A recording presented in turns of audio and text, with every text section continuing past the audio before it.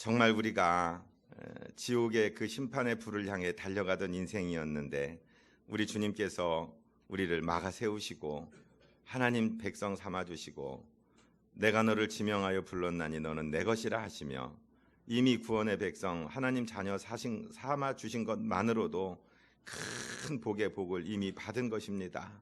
하나님, 그런데 예수 믿으며 더 큰 복을 받아 주님 앞에 큰 영광 돌리기 원하오니 이 시간에 그 방법을 우리에게 말씀하여 주옵소서. 종들이 듣겠나이다. 둔하고 부족한 것을 지키셔서 객설내지 않게 하시고 우리들의 마음을 옥토로 만들어 주셔서 주님 말씀만 운행하여 주옵소서. 성령 하나님 우리의 스승되어 가르쳐 주옵소서. 예수 그리스도 이름으로 믿사옵고 간구하옵나이다. 아멘. 예수 믿고 복 받으세요. 그러면 어떤 분들은 그거 틀린 말이요. 예수 믿는 것 자체가 복이지 예수 믿고 뭔 복을 또 받아 이렇게 말씀하시는데 그 말씀도 맞는 말이에요. 왜냐하면 예수 믿었다는 것 자체가 큰 복입니다. 이미. 그런데 예수 믿고 구원받는 데는요, 우리의 노력, 우리의 공로가 1%도 들어가면 안 돼요. 100% 주님께서 이루신 것입니다. 그분이 정말 내가 아직 죄인 되었을 때에 십자가에서 몸짓고 피 흘려 그 보배 피로 우리를 씻어 주셨기 때문에 우리의 죄가 없어지고 우리가 하나님의 자녀가 될 수 있는 근거를 주셨거든요. 그러니까 예수 믿고 구원받는 일에 내 노력이 1원 한 푼이라도 들어갈 수가 없습니다.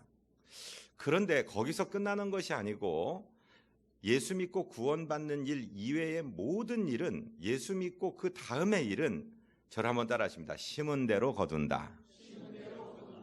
그게 또 철칙입니다. 신앙은 반드시 심은 대로 거두게 되어 있어요. 오늘 나의 삶은 어저께 뿌린 것에 대한 결과를 지금 거두고 있고 동시에 우리는 또 씨앗을 심고 있는 삶을 살고 있는 것입니다. 우리나라에서는 잘 실감이 안 되는데 저는 더운 나라에 살았거든요. 그 더운 나라에는 3모작을 해요. 우리는 잘하면 2모작 하는데 어떤 데는 5모작 한다는 소리도 들었어요. 계속 여름만 있으니까 이쪽에서 지금 추수를 해서 막 쌀을 거두고 있는데 이쪽에서 모를 내고 있어요. 같은 논에서 말입니다. 그러니까 우리가 거두고 심는 법칙은 계속해서 일어날 것입니다. 그런데 성경에 보면은 계산에 관한 이야기가, 즉 심고 거두는 이야기가 굉장히 많이 나와요. 예수 믿은 다음에 성도로서 이 땅에서 시시껄렁하게 사는 것이 아니라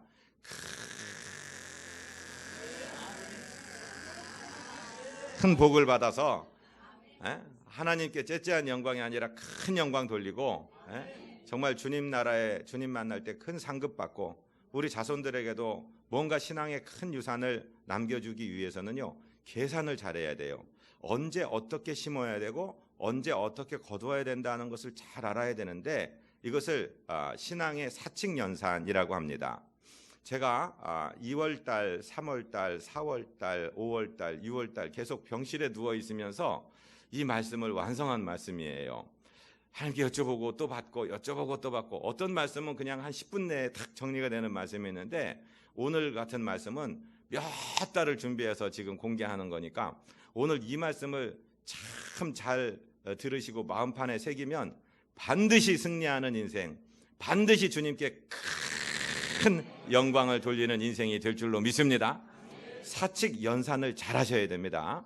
요즘에 컴퓨터를 통하지 않고 일이 되는 일은 아무것도 없습니다. 모든 것이 컴퓨터 프로세싱을 거쳐서 일이 되는데, 컴퓨터라는 것은 사실 따지고 보면은 이진법의 총합체입니다. 다른 말로 하면 예스냐 노냐 이것의 총합체란 말이죠. 우리에게 수많은 사건이 일어나고 수많은 생각과 수많은 정보들이 쏟아져 들어올 때 우리가 이 사건, 이 정보, 이 사실을 맞닥뜨렸을 때 어떤 연산을 사용할 거냐, 내가 여기다가 이것을 플러스의 연산이냐 마이너스의 연산이냐 멀티플라이의 연산이냐 디바이드의 그런 연산이냐, 이거 연산 법칙을 더하기, 빼기, 곱하기, 나누기를 어떤 것을 적용할 거냐에 따라서 우리의 인생의 결과는 판이하게 달라지는데, 인생을 너무 복잡하게 생각하지 마시고 내 앞에 일어나는 모든 일에 대해서 이게 도대체 더할 것이냐 아니면 뺄 것이냐, 아니면 곱할 것이냐 아니면 나눌 것이냐를 공식만 매겨서 정리한다면 우리 인생은 반드시 승리하는 연산, 승리하는 셈법이 될 줄로 믿습니다. 그래서 오늘 말씀의 제목은 은혜의 셈법입니다. 은혜로 어떻게 우리가 계산하며 살아갈 수 있을까? 여러 가지 생각을 결론도 내지 않으면서 머릿속에 잔뜩 가지고 있으면 그것이 우리에게 스트레스를 이루고 우리 삶을 아무것도 결정하지 못하면서 유익도 주지 못하고 우리를 망하게 만드는 사단의 전략에 말릴 때가 많으니까 어떤 사건에 대해서 이 연산은 어떤 기호로 어떤 연산의 프로세싱을 거쳐야 되겠다, 그렇게 정리하시라, 그 말씀입니다. 자, 오늘 본문 말씀을 우리 같이 한번 읽습니다. 주라, 그리하면 너희에게 줄 것이니 곧 후히 되어 누르고 흔들어 넘치도록 하여 너희에게 안겨주리라. 너희가 헤아리는 그 헤아림으로 너희도 헤아림을 도로 받을 것이니라. 아멘. 주라 명령은 딱 한 단어예요. 두 글자, 주라, 영어로 give. 그런데 주라는 말씀에 대해서 다시 갚아주신다는 말씀은 너무나 많은 표현이 있습니다. 지금 우리 어린 자녀들은 후이 되어, 이게 무슨 말이지? 못 알아듣는 자녀들도 혹시 있을지도 모르겠어요. 된다는 말은 되라는 도량형 기구에서 나왔어요. 곡식의 양을 재는 것을 홉, 되, 말, 가마, 섬, 이런 것들이 있는데 우리 자녀들이 얼마나 알아들을 수 있을지 모르겠어요. 저 어렸을 때는 이상하게 어머니가 쌀 사러 가면서 쌀 사러 간다고 안 하고 쌀 팔러 간다고 그랬어요. 왜 그런 말을 쓰셨는지 모르겠어요. 돈을 주면은 쌀을 주는데 되나 말에 되어서 줘요. 측량한다, 잰다는 단어를 우리말로 된다라고 말해요. 아마 명사 되, 되박 이런 데서 오지 않았나 모르는데 후이 되어라는 것은 아주 후하게, 또 박하게가 아니라 후하게, 넉넉하게 되에 담아서 그 다음에 어떻게 해요? 눌러요. 곡식은요, 누르면 어느 정도 압력을 받아서 더 들어가게 된다는 것이죠. 누르고 그 다음에 혹시 곡식과 곡식 사이에 공간이 떠 있을까 봐 흔들어서 그 곡식들이 차곡차곡 들어가서 공간이 없이 더 담을 수 있도록 흔들어서, 그 다음에 되가 되었는데 더 되박의 말의 범위를 벗어나서 넘치게 해서 우리에게 안겨주리라. 얼마나 기가 막혀요. 하나님께서 우리가 하나님께 드린 것에 대해서 그렇게 갚아주신다. 우리가 정말 이런 일에 내가 이렇게 베풀면 이 사람이 나한테 언제 갚을 수 있을까, 그거 생각하지 않고 하나님이 원하시는 거, 하나님이 기뻐하시는 거니까 내가 이 어렵게 된 사람을 돕는다면 하나님께서 갚아주시는데 이렇게 갚아주신다. 그래서 제가 자주 하는 표현으로 하나님이 셈이 좀 흐리시다, 뭘 잘 못하신다. 내가 하나 드렸으면은 야, 저번에 너 받은 거, 내가 너한테 받은 거 이거 하나 가져가라, 이렇게 하시면 좋을 텐데 그렇게 못하시고 30배, 60배, 100배로 주신다. 오늘 말씀에 따르면 후이 되어서 누르고 흔들어서 넘치도록 해서 안겨주신다. 이렇게 말씀하시는 우리 하나님이 계시다는 이 연산 법칙을 잘 생각하시기를 바랍니다. 자, 우리가 제일 먼저 생각해야 될 것은 학교 가면 제일 먼저 배우는 더하기의 법칙입니다. 더하기는 우리가 무엇인가를 하면 하나님께서 더하여 주시고 덤으로 주시고 우수리로 주시고 넘치게 주신다 하는 말씀인데요. 그러면 뭘 더해야 되겠나? 더하는 일은 제일 먼저 하나님의 나라와 의를 구하는 일을 더하십시오. 즉 예배하는 일이라면 오늘 예배하는 날이야, 나 하나 빠지면 안 되지, 내 숫자 하나라도 더해야지, 내가 찬양 한 곡이라도 더 불러야지, 내가 기도 한마디라도 1분이라도 더해야지 하고 더하는 연산을 사용하시기를 바랍니다. 또 누군가가 합력해서 무엇인가를 이룬다면 나도 빠지지 말고, 나도 작은 능력이지만 하나 더 해야지. 불교 용어예요. 이건 기독교 용어는 아니고 십시일반이라는 말이 있습니다. 시는 숟가락을 말하는 거예요. 그러니까는 10명이 밥을 먹는데 한 사람이 도시락을 못 가져왔어요. 그러면 한 숟가락을 한 사람씩이 덜어서 10숟가락을 만들면 하나의 식사 1반이 된다. 십시일반, 그게 사실은 불교 쪽에서 나온 용어인데 어디에서 나왔으면 어때요? 좋으면 쓰면 되는 거지. 그렇죠? 그래서 우리가 없을 때 나누다 보면 오히려 받은 사람이 훨씬 많아지는 때가 있잖아요. 하나님께서 기뻐하시는 것입니다. 이럴 때는 나도 한 숟가락 보탭시다. 나도 더합시다. 미력 하나마 내가 함께 합시다. 이럴 때는 더하기 연산을 사용하시기를 바랍니다. 다시 한번 말씀드립니다. 하나님의 영광을 구하는 예배, 또 우리가 서로 합력하는 것, 이러는 일에 있어서는 절대로 빼지 마시고, 더하지도 못하면서 빼지 마시고 더하시기를 바랍니다. 힘을 합하시기를 바랍니다. 그때는 이 더하기의 연산을 사용하시기를 바랍니다. 마태복음 6장 33절 같이 읽을까요? 그런즉 너희는 먼저 그의 나라와 그의 의를 구하라. 그리하면 이 모든 것을 너희에게 더하시리라. 우리가 더하면 하나님이 우리가 구하지 않은 것까지도 더해서 주시겠다 하는 놀라운 법칙이 있습니다. 두 번째 연산은 빼기의 연산입니다. 이것은 내게 없어져야 될 것들은 빨리 빼내야 됩니다. 아예 들어오는 시점부터 이것을 덜어내버리시기를 바랍니다. 이북에서 온 분들 얘기를 들었더니 그분들 표현은 빼기라는 표현도 안 하고 덜기를 이렇게 표현합니다. 덜어낸다 이런 표현이죠. 우리가 주산 시험 볼 때 더하기, 놓기, 그다음에 빼기 이러는데 우리는 빼기 안 하고 이북 사람들은 빼기 안 하고 덜기 이렇게 얘기한다는 것이. 덜어내야 되는 것은 어떤 것이 있을까요? 제일 먼저는요, 죄악을 덜어내십시오. 어떤 생각이 내게 들어옵니다. 그 생각이 온 것까지는 아직 죄진 게 아니에요. 사단 마귀가 우리에게 생각을 던져넣기 때문에 많은 분들이 목사님, 내가 여인을 음욕을 품은 자세로 여인을 바라보면 간음한 거라고 했는데 내가 오늘 간음했어요. 이렇게 얘기하는데 제가 자세히 물어봐요. 맛있는 사과, 아주 그냥 배가 고파 죽겠는데 그냥 맛있게 구운 생선, 또 맛난 국, 막 김이 잘 흐르는 밥, 이거 보고서 침이 안 흐르면 그게 정상이요, 비정상이요? 침이 흐르는 것까지는 죄가 아니에요. 예? 아니, 이쁜 여자 보고 한번 안아보고 싶다 생각하는 것까지는 죄가 아니라고요. 생각이 들어온 거예요. 아직 못 믿으시네. 하나님이 우리에게 식욕과 성욕과 이런 본능을 주시지 않으면 우리는 먹어서 건강을 유지할 수도 없고, 또 사랑하는 아내와 같이 잠자리를 해서 이 후대를 만들어서 인류를 보존할 수도 없어요. 그러니까 본능과 죄를 구별하셔야 돼요. 아직 예쁜 여자를 보고 한번 안아보고 싶다 생각하는 것까지는 죄가 아니에요. 본능이에요.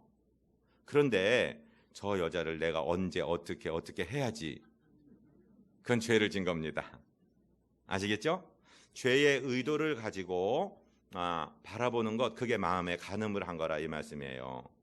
그런데 하여튼 어떤 생각이든 죄악된 생각을 우리에게 사단 마귀가 집어넣어요. 그럼 이건 더 해야 되는 겁니까? 빼야 되는 겁니까? 당연히 빼야 되는 거죠. 예수 이름으로 털어버리시기를 바랍니다. 덜어내시기를 바랍니다. 저를 따라하십니다. 예수 이름으로 내 생각에서, 내 사상에서, 내 마음에서 떠나갈지어다. 털어버리세요. 당연히 사랑할 사람에 대해서 섭섭한 생각이 들어요. 내가 이 남자 잘못 만나, 이 여자 잘못 만나 인생 망친 것 같고 막 믿고 막 그래요. 그 생각 계속 가지고 있으면 어떻게 돼요? 고유정이 같이 된다고. 계속 갖고 있으면 어떻게 해요? 안 돼요. 예수 이름으로 빼기 연산을 사용하시기를 바랍니다. 아멘. 예수 이름으로 털어내면 되는 거예요. 지난주에도 말씀드리듯이 예쁜 강아지를 목욕시켜 놓으면 이놈들이 몸에 물이 붙으면 막 흔들잖아요. 털잖아요. 그걸 영어로 shake it off, shake off 한단 말이에요. 흔들어 갖고 털어내버린다 이 말씀이에요. 예수 이름으로 빼내시기를 바랍니다. 히브리서 12장 1절을 같이 읽습니다. 이러므로 우리에게 구름같이 둘러싼 허다한 증인들이 있으니 모든 무거운 것과 얽매이기 쉬운 죄를 벗어버리고 인내로서 우리 앞에 당한 경주를 하며. 그렇죠? 우리 앞에 구름같이 둘러싼, 우리보다 먼저 이 세상을 승리롭게 살아가시고 천국에 입성하신 멋진 신앙의 선배들이 구름같이 둘러싸서 우리를 지금 격려하고 있습니다. 그분들도 그 과정을 거쳤는데 우리에게 얽매이기 쉬운 것, 무거운 죄악의 마음들이 있으면은 예수 이름으로 털어버리시기를 바랍니다. 벗어버리시기를 바랍니다. 빼시기를 바랍니다. 뺄 때 큰 능력이 있는 거예요. 교만과 자만과 이런 것들을 다 털어내면, 쓸데없는 욕심과 허영과 죄의 의도들을 털어내면 우리는 그때부터 행복하게 되는 것입니다. 하나님께서 덜어주는 것이 있는데, 우리에게 심판이나 연단이 올 때, 하나님이 우리를 채찍질할 때, 우리가 자녀들 기르면서 너희 녀석 맞아, 이제 그 말 안 들으면 엄마한테 10대 맞을 줄 알아, 그리고 10대를 다 때리는 엄마는 그렇게 많지 않습니다. 애가 잘못했다고 그러고 뉘우치면 10대 때리려고 그랬다가 한 대를 때리든지 안 때리든지 그런다고요. 하나님께서도 우리의 심판을 면해 주시고 감해 주시고 덜어 주신다. 빼기의 은혜가 있다는 사실을 기억하시기를 바랍니다. 마태복음 24장 22절에서 마지막 날 그 환난 가운데 환난의 날들을 감하여 주신다는 말씀도 있죠. 같이 읽습니다. 그 날들을 감하지 아니하면 모든 육체가 구원을 얻지 못할 것이나 그러나 택하신 자들을 위하여 그 날들을 감하시리라. 여기서 감한다는 말은 빼신다 이 말이에요. 하나님께서 심판으로 작정되었던 환난의 날들을 감하여 주신다 하는 것입니다.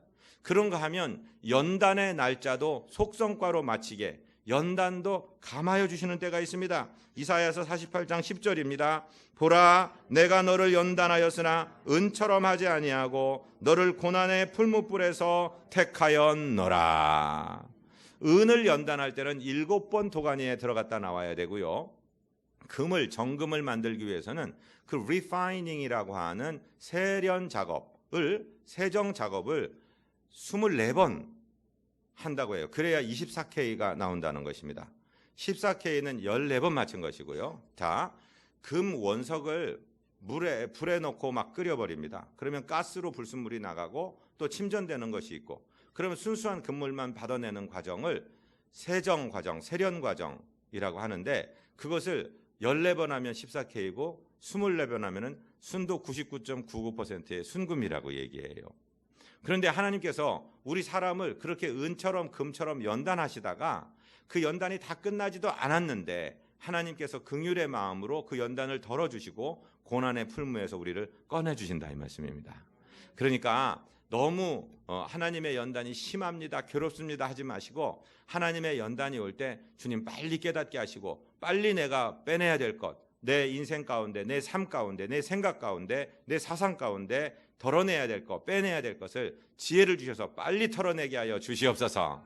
그러면 하나님의 완성된 인격에 가까워진 거 아닙니까? 그러면 하나님이 연단을 몇 년을 시키려고 했던 것도 몇 개월로 줄이신다는 놀라운 법칙을 아시고, 우리에게 일어나는 이런 죄악이나 또 슬픔이나 이런 것들은 덜어내시기를 주님 이름으로 축복드립니다.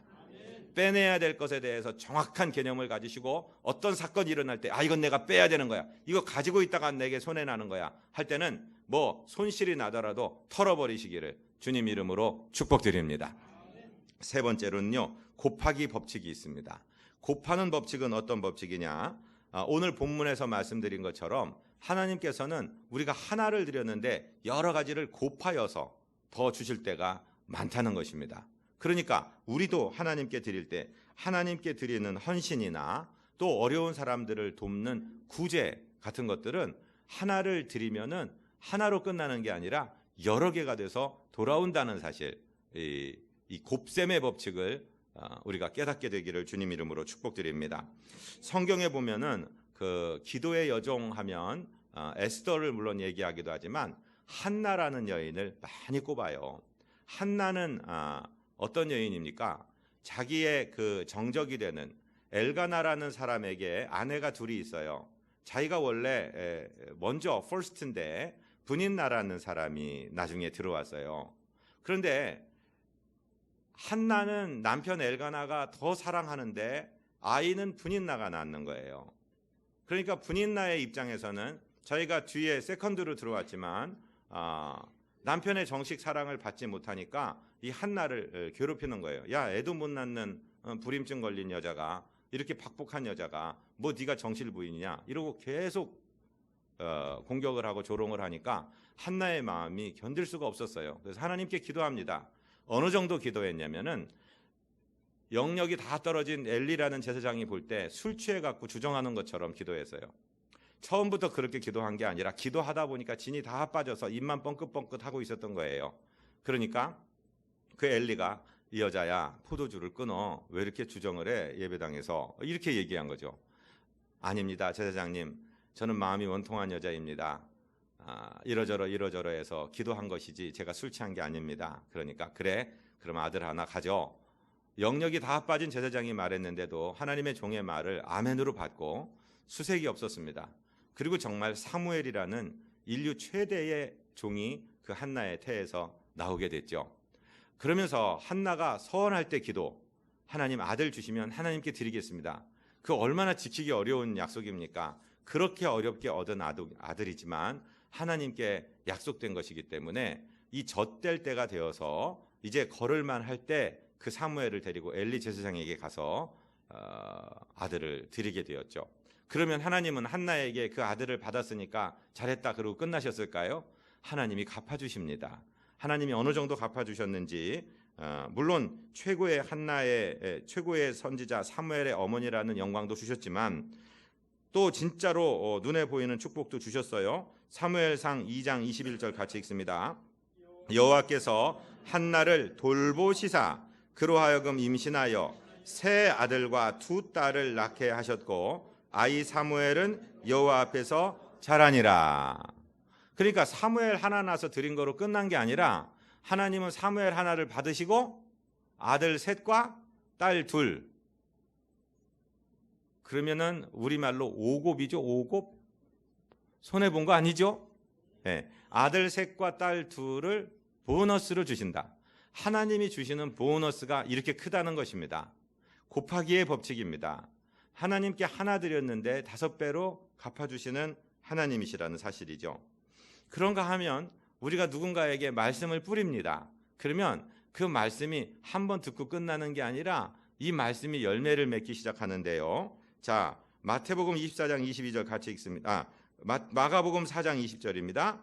좋은 땅에 뿌려졌다는 것은 곧 말씀을 듣고 받아 30배나 60배나 100배의 결실을 하는 자리냐. 여러분, 농사 지을 때 하나 심으면 하나 나야 되는데 어떤 분이 연구를 했는데요. 좁쌀 있죠, 좁쌀. 좁쌀은 하나 심었는데 10,000개가 나올 때도 있다고 그래요. 하나님의 법칙입니다. 하나님의 곱하기의 법칙입니다. 사랑하고 존경하는 성도 여러분, 하나님의 말씀을 씹으십시오. 하나님께서 곱하기로 거두게 하실 줄로 믿습니다. 때를 얻든지 못 얻든지 하나님 말씀을 가르치시고 말씀을 간증하시고 말씀을 전하시기를 바랍니다. 하나님께 헌신할 일이 있다면 아낌없이 하시기를 바랍니다. 그리고 남에게 도울 일이 있다면 그 사람이 나에게 갚지 않습니다. 그런데 하나님께 구워드리는 것이라고 성경은 분명히 기록하고 있는데 하나님이 갚아주실 때 그렇게 갚으신다는 거예요. 예수 그리스도의 이름을 위해서 고난도 당하시기 바랍니다. 핍박도 받으시기 바랍니다. 하나님께서 갚아주십니다. 어떻게 갚으시느냐? 마가복음 10장 29절입니다. 예수께서 가라사대 내가 진실로 너희에게 이르노니 나와 및 복음을 위하여 집이나 형제나 자매나 어미나 아비나 자식이나 전토를 벌인 자는 금세에 있어 집과 형제와 자매와 무친과 자식과 전토를 100배나 받되 핍박을 겸하여 받고 내세의 영생을 받지 못할 자가 없느니라. 아멘. 많은 분들 중에, 특별히 많은 목사님들 중에 믿지 않는 가정에서 혼자 예수 믿어서 많은 눈물을 흘리고 집에서 쫓겨나기도 하고 그러신 분들이 많아요. 그리고 세상적으로 볼 때 그대로 나갔으면 멋진 의사가 되고 멋진 판사가 되고 하여튼 멋진 기업가가 되고 뭐 그랬을 텐데 그거를 버리고 하나님 일을 했기 때문에 정말 어머니, 아버지, 가족들을 잃은 경우가 많은데 그분들 그렇게 끝나지 않아요. 길게 인생을 놓고 보면 다시 자기 부모들이 돌아와서 너 때문에 내가 예수 믿어 구원 얻었다 하고 하여튼 주님께 영광 돌리는 걸 많이 보는데 자기 식구들뿐만 아니라 다른 영혼들 100배나 구원하는 일들은 흔하게 있는 일입니다. 그리고 하늘에서도 영생의 상급을 받는다고 했습니다. 하나님 앞에 드리는 것 곱하기로 받는다는 사실을 기억하게 되시기를 주님 이름으로 축복드립니다. 네 번째 연산은 나누기의 연산입니다. 나눌 것이 뭐가 있을까요? 우리가 서로 무거운 짐을 지고 갈 때 그 짐을 좀 나눠지시기를 바랍니다. 슬픔과 짐은 나눌수록 작아지는 것이고 분리가 되는 것이죠. 전도서 4장 9절에서 12절은 어떻게 말씀하십니까? 두 사람이 한 사람보다 나음은 그들이 수고함으로 좋은 상을 얻을 것임이라. 혹시 그들이 넘어지면 하나가 그 동물을 붙들어 일으키려니와 홀로 있어 넘어지고 붙들어 일으킬 자가 없는 자에게는 화가 있으리라. 또 두 사람이 함께 누우면 따뜻하거니와 한 사람이면 어찌 따뜻하랴. 한 사람이면 패하겠거니와 두 사람이면 맞설 수 있나니 세 겹줄은 쉽게 끊어지지 아니하느니라. 아멘. 썬다생 목사님 쓴 글에 보면 그런 게 나와요. 인도 히말라야에서 산악 전도를 하던 분들이 눈길을 걸어가다가 한 사람이 먼저 가던 사람이 쓰러져서 죽어가는 모습을 본 거예요. 지금 두 명이 걸어가는데 혼자 걷기도 힘든데 다 죽은 거나 마찬가지인 사람 저거 걸쳐 업고 넘어가다가는 나도 지쳐서 내 힘이 나눠지니까 그냥 둘 다 죽게 되니까 그 사람은 그냥 하나님 뜻에 맡기고 가자 하는 사람 한 사람과 어떻게 그럴 수가 있느냐, 아직 살아있는데 그리고 업고 가던 사람이 결국은 의견이 갈라져서 나 혼자 살겠다고 먼저 간 사람이 있었어요. 근데 이 사람은 지금 다 죽게 된 사람을 등에 업었다고 그러죠. 땀을 뻘뻘 흘리면서 그 히말라야 산길을 걸어갑니다. 1시간쯤이나 헤매고 넘어지고 일어나며 걷다 보니 자기 서로 간에 등에 업힌 사람과 업은 사람의 체온이 교환돼서 죽어가던 사람이 살아나게 되었고, 그리고 1시간쯤 걸어가다 보니 웬 눈밭에 시체가 하나 있어 보니까 혼자 살겠다고 먼저 가던 사람이 넘어져서 얼어서 죽어 있는 것을 발견하게 된 것입니다.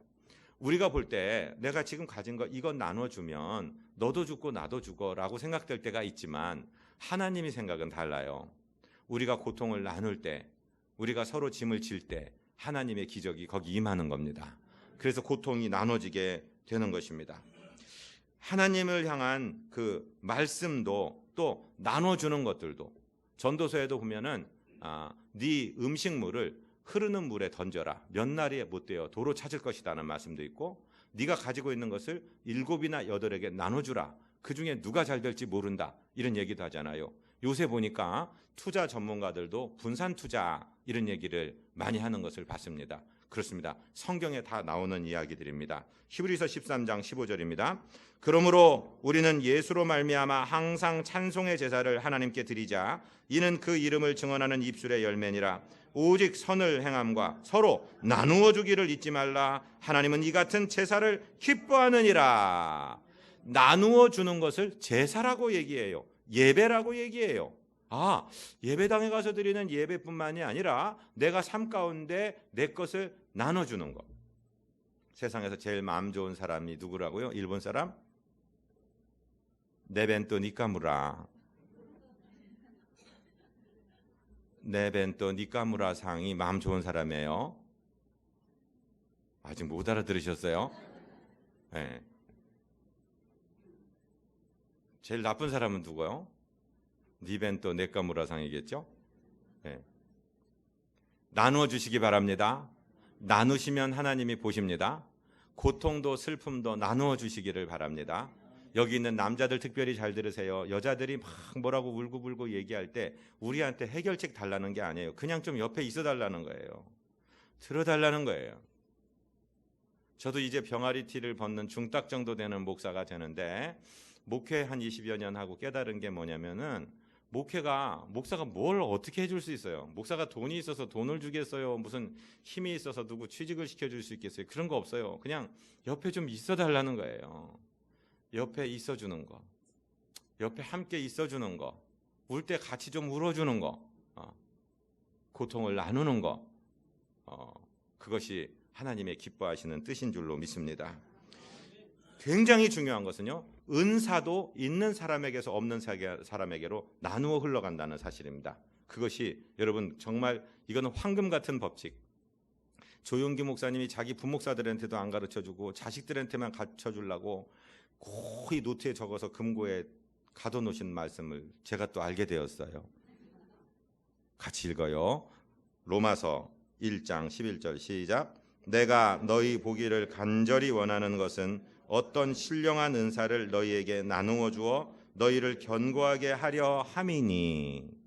여기서 어떤 신령한 은사, 하나님의 성령의 선물, 은혜의 선물은 사도 바울이 가지고 있는데 이 가지고 있는 사람에게서 없는 사람에게로 나누어져 간다. 이것을 영어로 impartation이라고 합니다. part라는 말은 부분이라는 말이고 이 part가 떨어져서 하나의 부분을 이룬다. 여러분 요구르트를 우리나라는 쉽게 많이 살 수 있지만 저는 선교지에 있을 때 요구르트가 비싸고 사기가 힘들어요. 그럼 어떻게 하냐면은 우유를 사다가 그냥 전지 우유 그거 그냥 사다가요. 이렇게 부글부글 좀 따뜻하게 해놔요. 그다음에 요구르트 한 숟갈을 넣어서 따뜻하게 놓으면 그 다음 날이면 다 요구르트가 되는 거예요. 그러면 그 다음에 먹을 요구르트는 오늘 먹고 남은 거기서 또 한 숟갈 떠다가 옆에 따뜻한 우유에 놔두고 덮어놓으면 또 다 요구르트가 되는 거예요. 이게 임파르테이션의 법칙입니다. 은사는 있는 사람에게서 나누어져 나가는 것입니다. 하나님이 그렇게 사용하시는 거예요. 바울이 로마 교회 성도들 보기를 그렇게 원하는 것은 이 신령한 은사, 자기에게 있는 것을 좀 나눠주기를 원해서 그런 겁니다. 사랑하고 존경하는 비전교회 성도님들이시여, 우리가 모여서 기도할 때 우리 안에 있는 은사들이 있는 사람에게서 없는 사람에게로 흘러가는 이 나눔의 법칙, 임파르테이션의 법칙을 기억하시고 기도에 힘쓰시기를 주님 이름으로 축복드립니다. 신령한 은사는 나눠지는 거예요. 성령께서도 고르게 나눠주세요. 고린도전서 12장 11절입니다. 이 모든 일은 같은 한 성령이 행하사 그의 뜻대로 각 사람에게 나누어 주시는 것이니라. 어떻게 한 사람이 모든 은사를 다 가져요? 그럴 수 없어요. 목사가 어떻게 말씀도 잘 전하고 예언도 잘하고 무슨 병도 잘 고치고 어떻게 목사가 다 해요? 듣는 은사, 기적을 행하는 은사, 병 고치는 은사, 아멘 할 때까지 해야지. 정말 잘 위로하는 은사, 미래를 내다보는 은사, 섬김의 은사, 선교의 은사, 여러분 이런 은사들이 많아야 돼요. 교회는 건물이 아니에요. 건물 좋다고 좋은 교회가 아니에요. 교회는 성도들의 모임이에요. 성도들이 은사가 많아야 됩니다. 최고의 은사는 사랑입니다. 사랑도 나눌 때 풍성하게 되는 것입니다. 그래서 우리 교회는 정말 강한 교회가 되어야 됩니다. 정말 은사가 넘치는 교회가 되어야 됩니다. 하나가 되어야 됩니다. 그러면 하나님의 놀라운 역사가 일어납니다. 시간이 좀 지나가지만 마지막 5번째 연산이 있습니다. 이것은 연산 중에 최고의 연산. 여러분 어떤 금액을 가지고 투자하는 분들 또 경제학을 가르칠 때 복리 또 증식 이런 얘기를 많이 해요. 여기서는 멀티플리케이션인데 하나가 들어가서 둘이 되고 둘이 들어가서 넷이 되고 넷이 들어가서 여덟이 되고 여덟이 들어가서 16이 되고 16이 들어가서 36이 되고 이런 증식의 원칙이 성경에 나와요. 이게 바로 제자 삼는 원칙입니다. 내가 한 사람을 두 사람을 제자 삼으면 이 두 사람이 다른 두 사람을 제자 삼으면 이건 기하급수적으로 퍼지는 거예요. 그래서 어느 교회가 폭발적인 성장을 경험했다. 그때는 반드시 증식의 법칙이 있습니다. 우리 교회 소그룹은 전도 소그룹입니다. 이름 붙이기를. 그 전도 소그룹은 이 증식을 전제로 해서 생겨진 것입니다. 이 전도 소그룹은 서로 친목하고 서로 사이 좋은 것도 좋지만은 빨리 세포 분열되듯이 분열되어서 똑같은 것을 계속해서 만들어 가야 되는 것입니다. 어느 세월에 지금 세종시 30만 나중에 80만 된다고 하는데 어떻게 이 영혼들을 다 건질 수 있습니까? 우리가 한 사람 한 사람씩 낚시질해서 언제 건질 수 있어요? 우리가 이 제자 삼는 법칙을 잘 적용해서 우리가 정말 폭발적인 성장을 이루어서 모든 시민들을 하나님 품에 인도하게 될 날을 소망하며 기도하시기를 바랍니다. 디모데후서 2장 2절에 보면 믿음의 아버지 사도 바울이 디모데에게 이런 말씀을 하십니다. 같이 읽습니다. 또 네가 많은 증인 앞에서 내게 들은 바를 충성된 사람들에게 부탁하라. 저희가 또 다른 사람들을 가르칠 수 있으리라. 자, 많은 증인 앞에서 사도 바울은 디모데와 몇 명을 세웠습니다.